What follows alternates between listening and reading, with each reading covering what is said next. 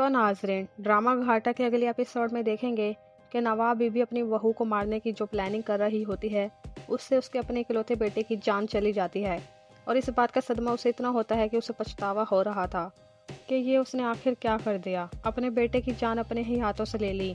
और वो ये सदमा बर्दाश्त नहीं कर पाती और अपनी जुबान से ही अपना गुनाह कबूल कर लेती है कि वो असल में रानिया को मारना चाहती थी ताकि अपने बेटे के सर से रानिया का बोझ उतार सके। मगर सब उल्टा हो जाता है, रानिया के बजाय दानिश ही मर जाता है।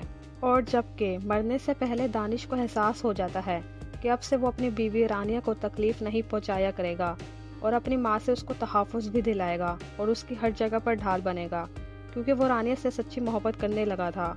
मगर उसे पता नहीं होता कि उसका ये आखिरी वक्त चल रहा है। अब उसे ज़रूरत ही नहीं पड़ेगी रानिया का ख्याल रखने की, क्योंकि रानिया अपना ख्याल खुद रख लेगी जब दानिश का नामो निशान उसकी ज़िंदगी से मिट जाएगा।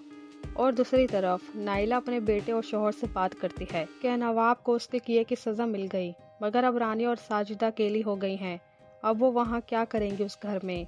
तो फिर हमजा कहता है कि खाला और रानिया अकेली नहीं हैं, हम उनके साथ हैं, और जैसे ही रानिया की इद्दत मुकम्मल हो जाएगी मैं उससे शादी कर लूँगा। और इधर रानिया अपनी सास को 4 बातें सुनाती है, क्योंकि कहीं ना कहीं उसे भी दानिश के जाने का दुख होता है, और अपनी सास से कहती है कि आप कातिल हैं अपने बेटे की और इस गिल्ट में आप सारी ज़िंदगी रहेंगी, और यही आपकी सज़ा है कि जो आप चाहती थी कि मैं मर जाऊं, तो देखे मैं ज़िंदा हूं और आपके सामने बैठी हूं, पर आपका बेटा सो रहा है अपनी कब्र में, और वो भी आपकी वजह से। जबकि नवाब अपनी बहू से अपने किए की माफ़ी मांग रही होती है, मगर रानिया उसे माफ़ नहीं करती। सो व्यूवर्स, ये सारे सीन देखेंगे हम आने वाले एपिसोड में।